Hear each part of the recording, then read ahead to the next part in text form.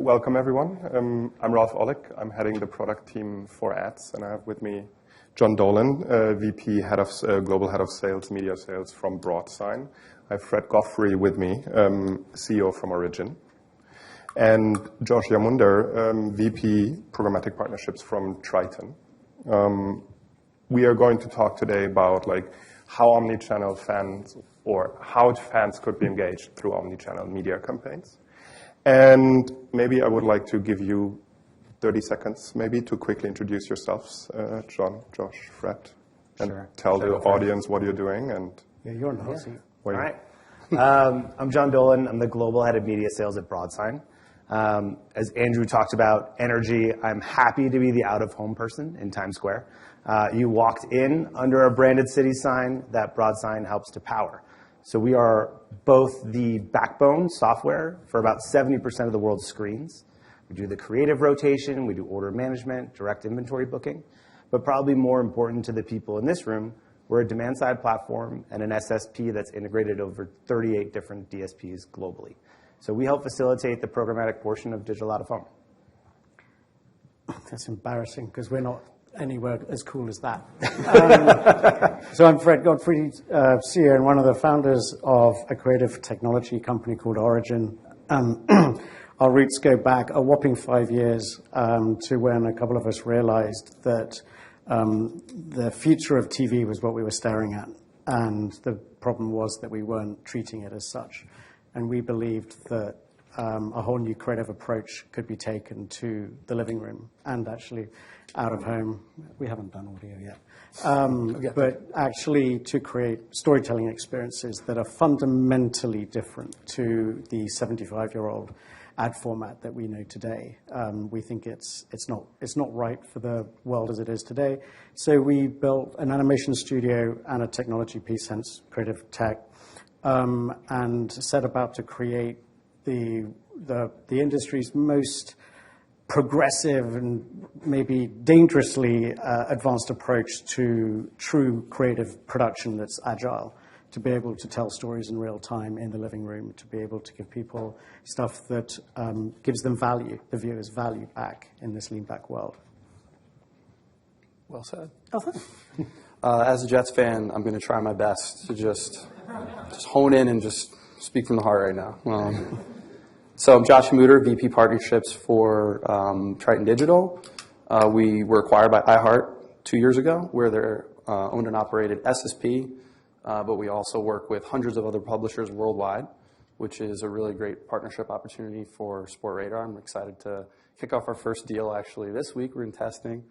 A little bit about Triton. Triton is probably best known for its measurement solutions in podcasting, where we feed audience data back to the podcast communities and give them some information about their listenership and overlap opportunities with other podcasts. There's also a hosting platform that we own and operate called Omni. It's the content distribution platform for all of the iHeart podcasting network, which is tremendously enormous. Most of the podcasts that you're listening to actually come from that environment or their company Spreaker. So we're pushing the podcast out to where the listeners are engaging with it. So either Apple Podcasts or Spotify or all the other areas where you listen, even the iHeart app and YouTube as of recent. The last place is where I sit. That's on the monetization. So we're the SSP for traditional broadcast-focused audio providers and radio groups, not the least of which being iHeart, Beasley, Cumulus. There's a ton of large broadcast groups we work with, and we help them kind of make their foray into programmatic and digital and that landscape. That's a little bit more foreign to them. So that's Triton. Excited to be here. Thank you. Thank you. Thanks, everyone. To pick up on the Jets game last night, we're going. Play somewhere we could watch? This is over my head. We are talking about fan engagement today, right? And how we can use multiple channels to engage with fans. And if we are talking about what happened the day of a sports fan, maybe today, what you might have done. Andrew talked a little bit about like getting here to the venue, seeing the out of home. If I think about like you're being a Jets fan or a sports fan in general, you might have woken up this morning and reading the news, what might have happened yesterday to Aaron Rodgers, how he's feeling. Not going to sleep. Yes, or you don't go to sleep, right? So you might be waking up browsing your favorite news websites, right? You will be exposed to text, to news, to maybe display ads, right? One of the first channels. You go to X, aka Twitter, to see like what's your favorite post, what's happening with him. So the next channel. You might leave for work. You listen to your favorite sports podcast or whatever. You'll be on the subway. You leave somewhere close here to get to the venue. As you said, you step out like Times Square. All of a sudden, you see a lot of digital out-of-home advertisement, right? Another touch point for me as a sports fan to engage with the brand. You come here, you have the nice day today, you listen, you have a couple of drinks later on. We leave, we get back home, we turn on the big TV screen to watch something. We might watch Pluto or whatever other CTV apps we have on our screens. You're exposed to another brand, experience, sports, whatever it is. So there are a lot of touch points that we're having. And we at Sportradar, when we started with our programmatic offering back in the days, we were all focused about performance advertising. How do we engage with like sports betting fans or sports bettors? How do we acquire new users for our brands? Since then, we have evolved. We have become an omnichannel platform. We are addressing like these kind of types. And what I found remarkable is like when we're addressing with fans or going with fans, like basketball fans are like 60% more likely to be a podcast fan than the general population. I think that's remarkable. There's a good opportunity there. Hockey fans don't like watching TV, apparently, for whatever reason. So they're actually 25% less, 52% less likely to watch 6 hours of video a week. So how do we reach them if not by TV? And OTT in general is a great way, as Andrew picked upon it as well, to connect with basketball fans who are 43% more likely to subscribe to 3 or more on-demand partners. So with that all being said and having the technology to reach those fans, I would like to get to the audience or to the panelists and say, like, when we are talking about campaigns and how to reach audience in general, sports or others, if you think about a campaign that really resonates with audiences, could you give an example of your most favorite campaigns over the last couple of years that you have been part of or seen that connects with like fans? I don't know, who wants to go first? Josh, maybe? Yeah, Josh. Does it has to be sports focused? Well, no, anything actually. So just to emphasize on the channels and like what is creative for you. Absolutely. I think for my personal favorite, it's actually one that we're under production right now. It's for the Israeli Board of Tourism. We are doing a weather-targeted DCO campaign for them right now, where we're essentially saying the difference in temperature and weather in real time, and this is decisioning creatives in real time using programmatic technologies and a DSP. Basically saying if it's raining in that person's environment when they're listening to a podcast or they're streaming iHeartRadio or whatever, this is how much nicer the weather is in Tel Aviv at the current time. And it tells you how to get to the airport specifically from your location. It's not a sports example, but that just came right to my mind as like a perfect intersection of why. Looks like Fred wants to. Yeah, my brain's going to explode. I'm so pleased you went first because I get to cheat, piggyback off that, and then give my own. So everything that you just said for audio is what we believe and what we do in the living room. All right, because like fundamentally you can't have like performance without engagement, and you can't have engagement in a world today where the person you're wanting to engage with has an entire different set of values and value props and a value exchange expectation, right? Which is why you've got to give them something. So, like I was going to say that our favorite equivalent of that was one of our clients is Visit Florida.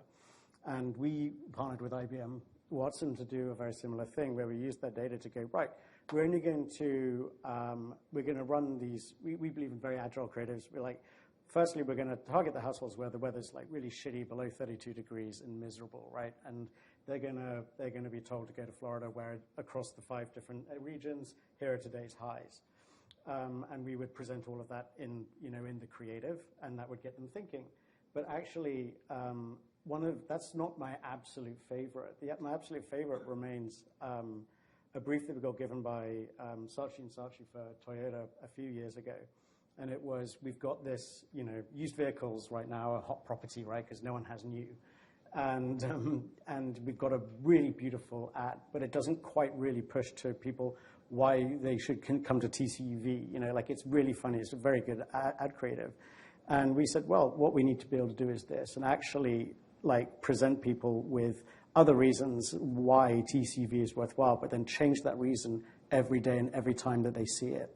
And so maybe if the first piece didn't really resonate with them, maybe the second reason does, and so on and so forth. And that 6-week concept in 2020 has evolved, and 4 years later, it's still going on. So you did a lot of experimentation and trying out and just seeing what resonates with Absolutely, the audience, basically, right? Yeah. I don't get what people say is so hard about measurement and connected TV.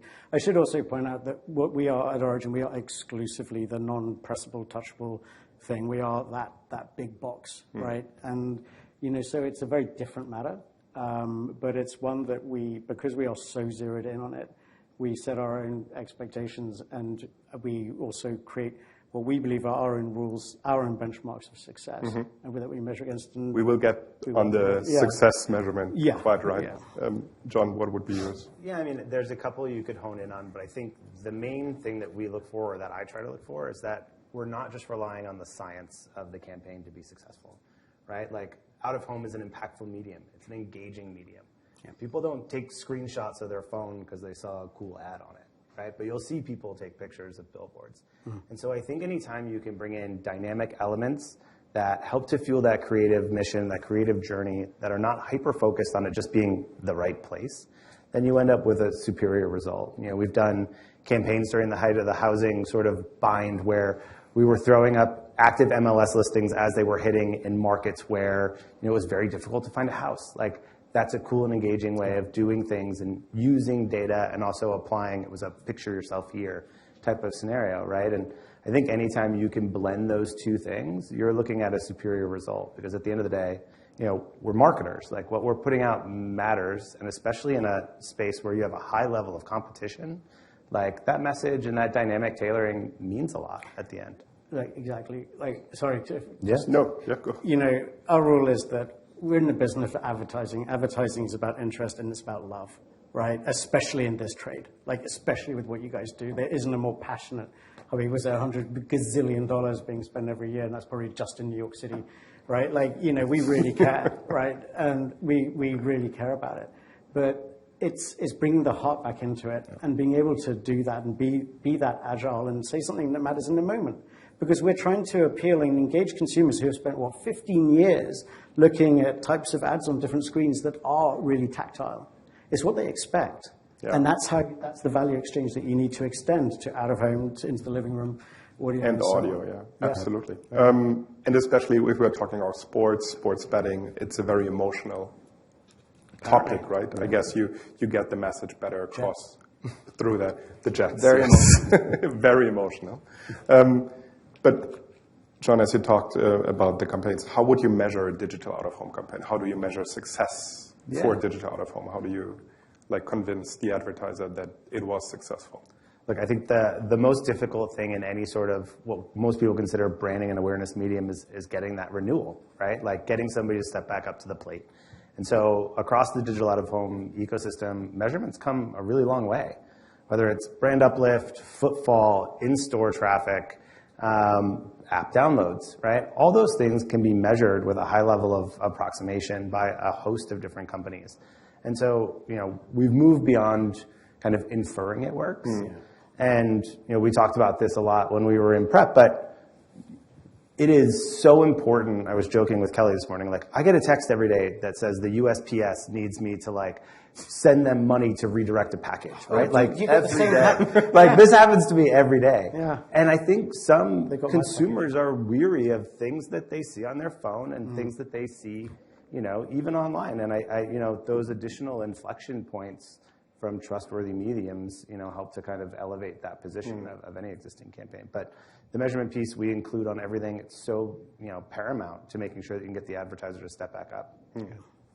How would you do that on audio, Josh? Yeah, I think it's a little bit different for audio, right? Because you're not typically touching something. There's nothing to display. And if people are measuring displays, it's typically when the phone's not really near them or they're not able to click on something. So you've got to be a little bit more creative and ask some more sort of fundamental questions of your measurement partner to make sure that you're understanding what's happening correctly. But I don't think it's all too different from a lot of different mediums. And that's kind of my typical answer. I mean, Triton, as an SSP partner for publishers, we're not actively selling media, so we don't have a measurement or an attribution preference. We're sort of agnostic in the market. But from my personal experience, treat it like any other channel, and then make sure that you're sort of using programmatic technology correctly to build exposure and retargeting groups to understand the user's journey throughout their day. So if they were exposed, you can ultimately track their conversion later on in the journey. I think it's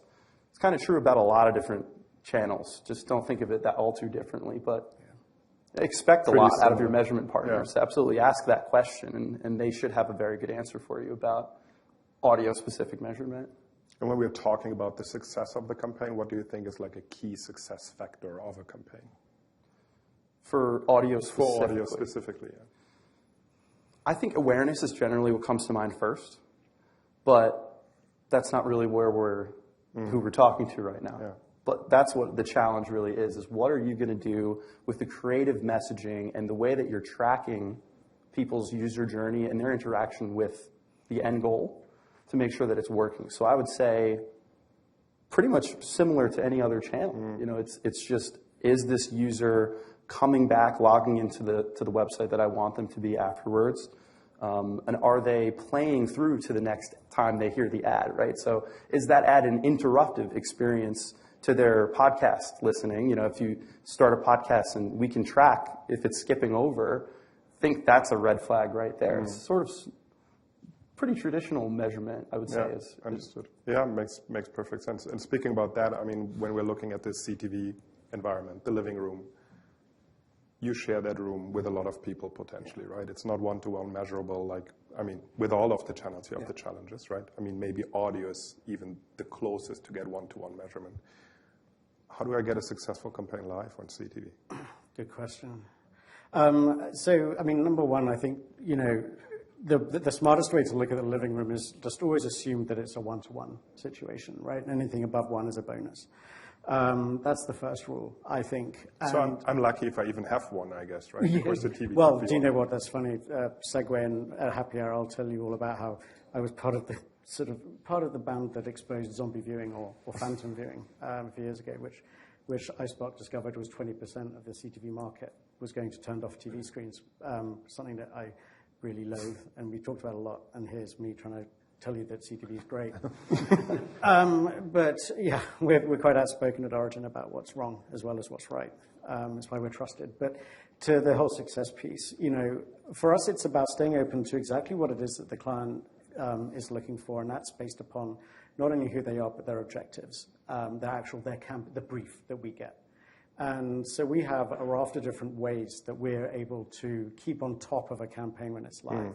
One of our predominant partners is TVision, who have thousands of very, very smart boxes that scan out into the room. These are people who are paid across thousands of households across most DMAs in the country, and it actually sees, because we're in the business of attention and engagement, they'll see how many people in the room and who's actually looking at the TV, when do they turn away, when do they leave, and all of this. And we use that a huge amount for pretty much every single impression we run in the living room. On top of that, really tailored brand studies that aren't panel-based, but actually go to, as a display ad to every single household that we expose a campaign to, which we run as 3 cohorts.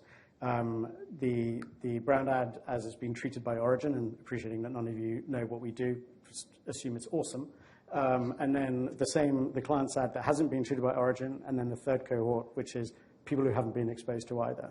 And that's how we, again, measure whether what we're doing is working or not. Do we get that kind of minority report tracking on digital out of home as well? So do I see across?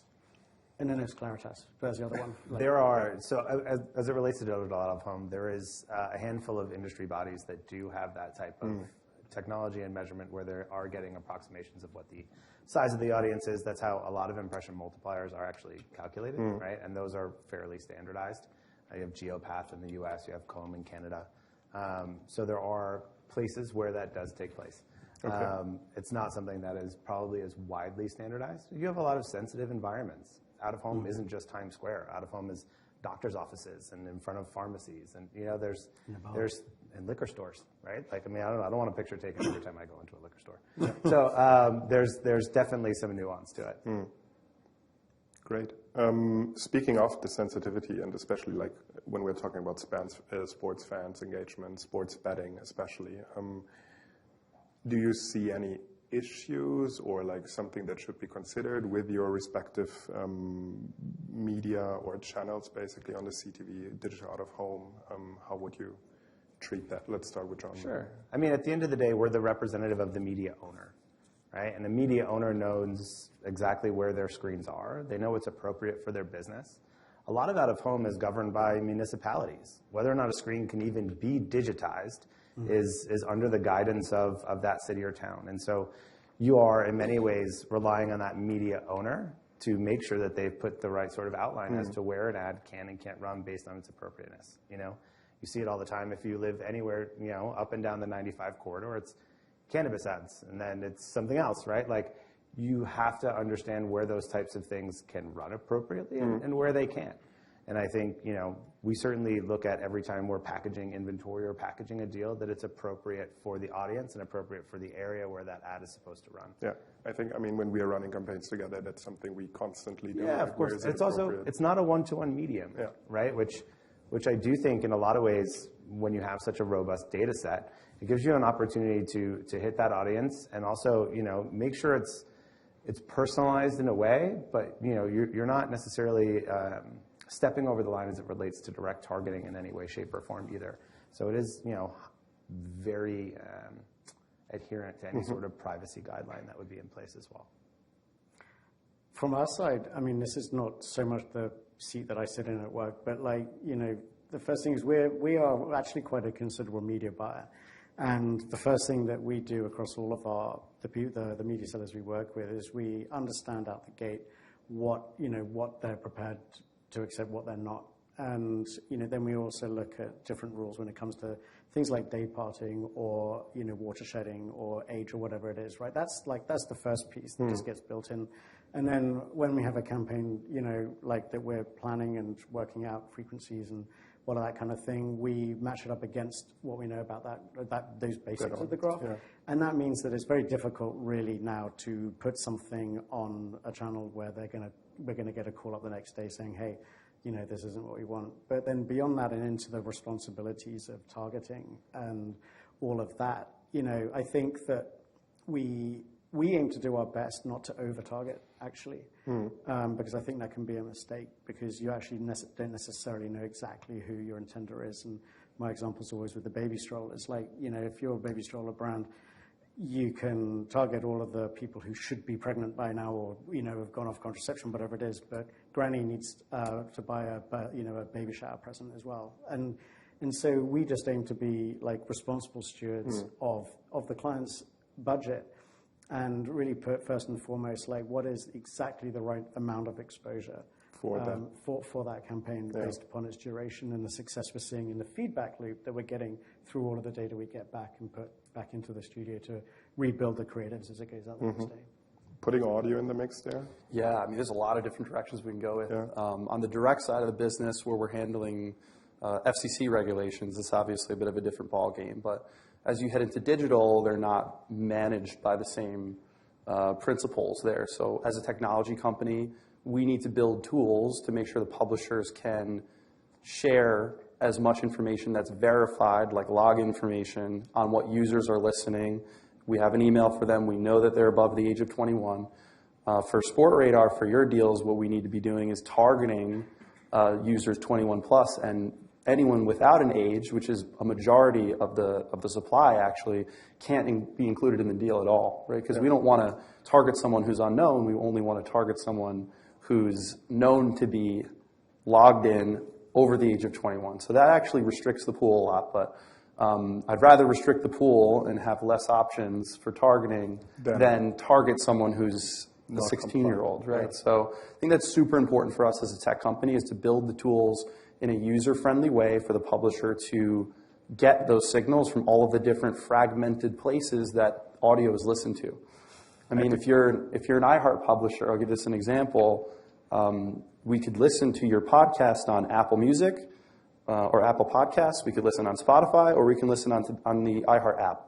Obviously, owned and operated iHeart app is going to give you every single signal that you need to identify that person for the most part. If you're coming from a Spotify environment, they're less incentivized to share signals with you because they want to own resale of that, and they want to keep their information sort of proprietary in their app. They're not going to be sharing every info about every login that happens in their app with another media owner.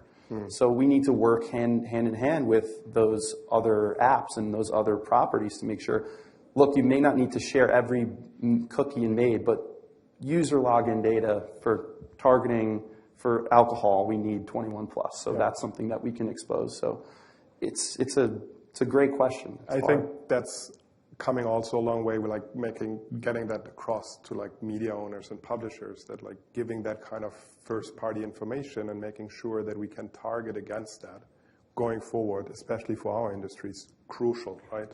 You want to extend the audience, and getting data to digital out of home is something where you said we get external data, but CTV sharing channel information, for example, it's a real problem in connected TV. It's everybody's little pot of gold, and it's they don't want to give it up. And I mean, this is very much a conversation that's been going on for a year or two, and it's a real shame because it's where we're throttling our own potential for success. And it's because it's the differentiator for a lot of these people. But one of the things that I've been talking about, hearing about, and listening about a lot is the idea of some sort of high-level clean room, if you will, where just share this. It's not going to take anything away. In fact, it's going to do you good. But the problem is that everyone is stuck, especially in the issue with connected TV, is we are stuck with the status quo. Some bright spark thought, let's just take a really old concept and bring it into TV2, something new, and it pissed me off, but. But it's a lot of that as well has been this very sort of dinosaur-style approach to whatever is valuable in my dominion I've got to hold on to. But that is starting to shift. It is starting to change because actually the media, the media buyers, the brands are actually starting to speak up, because there is now a level, again, can I only speak of the living room? The education today is light years ahead of what it was just 36 months ago. Absolutely. They're really becoming truly aware, not just of what their agency might be telling them, but actually they're picking it up for themselves. And that's a big deal. That brings me to speaking about targeting, how to reach the audience, right? Targeting sports fans, but targeting in general is a really interesting and tricky topic. Third-party data going away gives you other, with the demise of the cookie, gives you other opportunities for targeting, right? Like contextual and so on and so forth. If you would say what are, for each and every channel, what is the most important targeting you would see today, and what is the targeting that you would love to see come along, which is not there today, but you would love to have maybe in 12 months time or 36 months time or whenever it's available? Sure. For me, it's point of interest, right? I think there's a lot of contextual relevancy and information based on where someone is, where they're going, the places they attend to, right? And you can think of that as mobile data. Oh, my mobile data provider tells me that they go to this mall every week, right? But the fact that they're at the mall means something. Or in this case, the fact that they are approaching Yankee Stadium tonight at 7 o'clock, means something, right? And so in out of home, I think the predominant thing is focusing on that point of interest. What's the proximity to it, right? What time of day, what day of week do we want to be there? And we have a host of data providers as well that allow us to kind of forward forecast where these events are going to be, the size of the audience that's going to be at these events. So I'd say that's probably what I think is the most statistically relevant piece of information. You can vertically align it. You can do a number of things with that as a focal point. I love all of that, because our job is to visualize exactly what you're saying. Yeah, right? Which environment is this ad going to show up in, and is it appropriate for that? Does it look great? All those things. Yeah. The first big out-of-home thing we did was in airports, right? And I was like, wow, I've got a brand that wants to run across 2,900 screens in all of these different airports, but different screens at different gates at different airports, going to different destinations, right? Every single one of those screens should be telling a different story. And it should be, and that's that point of interest thing. That's such a big deal. I'm glad I didn't have to traffic it, but it sounds fun. Yeah, I got some friends and some not friends, but I care about my clients. If you have any friends left after that, I'd be impressed. But yeah, I mean, and the one thing obviously I'd love to have is I'd love to have more one-to-one information in a directly attributable way.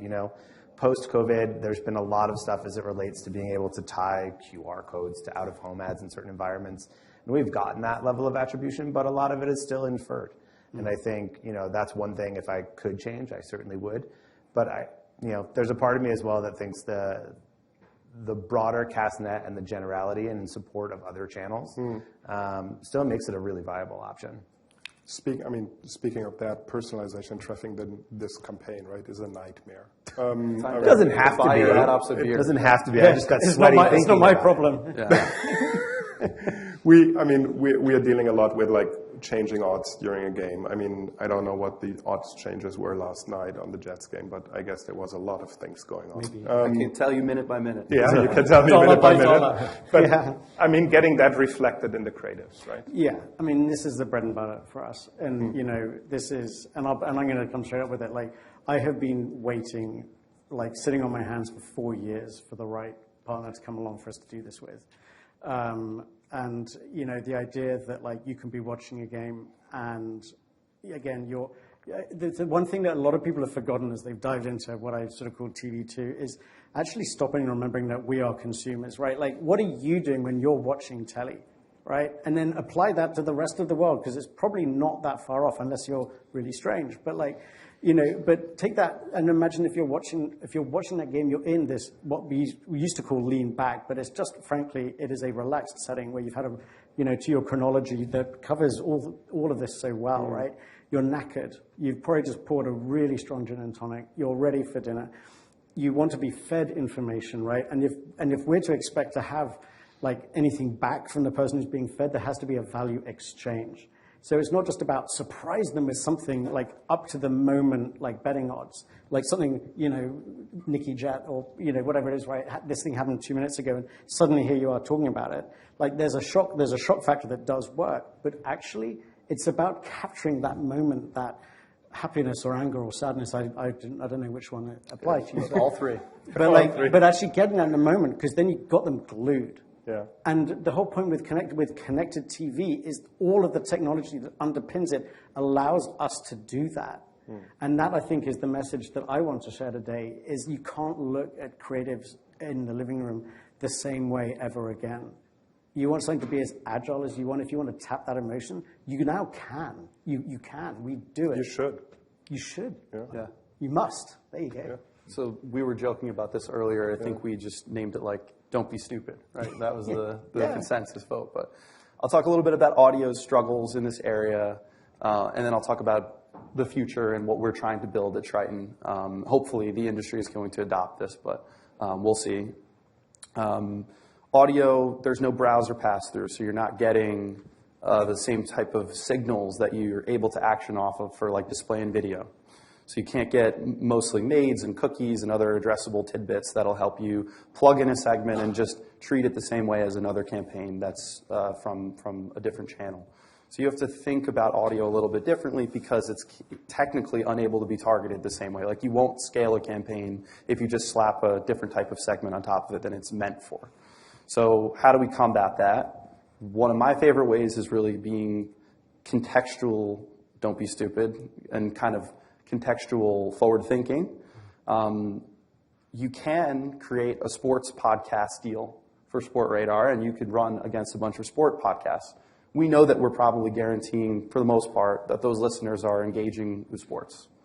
But one of the ways that Triton does this to really expand the scale is with our measurement solution. So we do surveys to sort of index podcasts even outside of the sports arena, for lack of a better word, to see if those people are listening to cooking podcasts, but they're also huge Jet fans, right? How many times do you listen to a podcast that has nothing to do with what you probably should be targeted for? That's kind of what we're thinking about. So what Triton does is we build index lists of podcasts that over-index based on actual people answering survey answers the old way.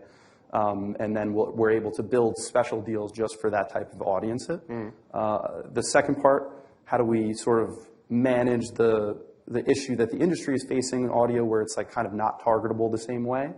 We're trying to unravel a partnership. Not sure if I can name them yet, but we're going to be we're going to be inserting an array of identifiers that they're able to match to, like that'll help you use the same type of sort of friendly segmentation that you're used to on top of audio. So that's a Triton initiative that I'm helping to lead there, but it's a toughie. I mean, you can't do the same exact thing you can on display.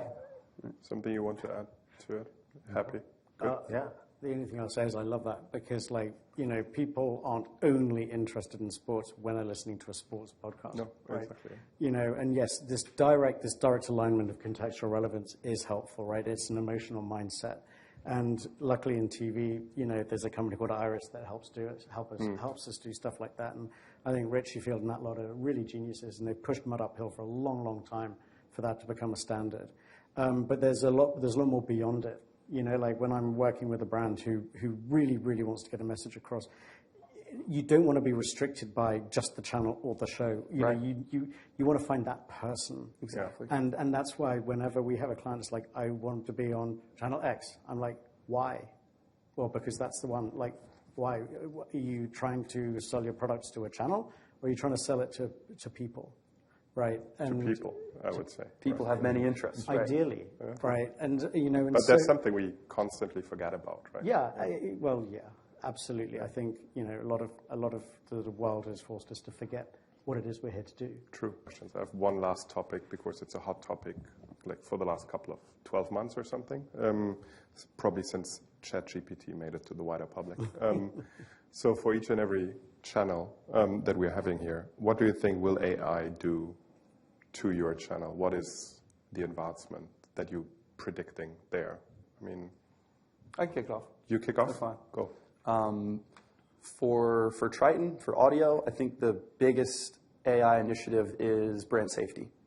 Brand safety within audio is tough. You can't keyword target audio. I mean, you sort of can with an RSS feed that's like reading the text of a podcast, but it's not easy to actually infer how the words are being used contextually. So what we're doing is powering an AI solution that hears context, and it listens for different inflections around words, because we all know that one dangerous word in a keyword targeting list could also mean touchdown, right? Some other word that's very exciting. So we're using AI to figure out what type of speech is being used and how words are being used, and then we'll build those into brand safety lists and allow, just like other formats, you'll be allowed to target and negatively target against keywords based on the way that they're actually being used. Mm-hmm.